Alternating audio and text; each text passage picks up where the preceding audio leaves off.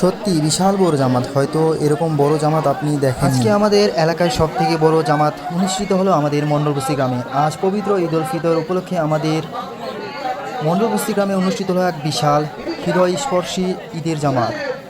আজকে সকাল থেকে গ্রামের ছোট বড় তরুণ প্রবীণ সকলেই নতুন পোশাকে সেজে ঈদগাহে ময়দানে সমাবেত হন। এক অপূর্ব ঐক্য, ভ্রাতৃত্ব ও আনন্দের পরিবেশ সৃষ্টি হয় পুরো আমাদের গ্রামে।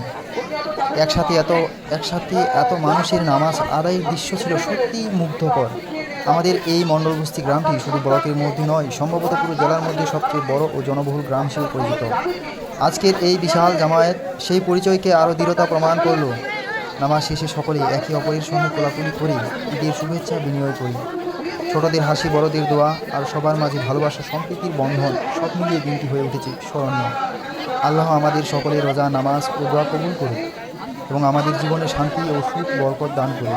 ঈদ মোবারক, ঈদ মোবারক, ঈদ মোবারক।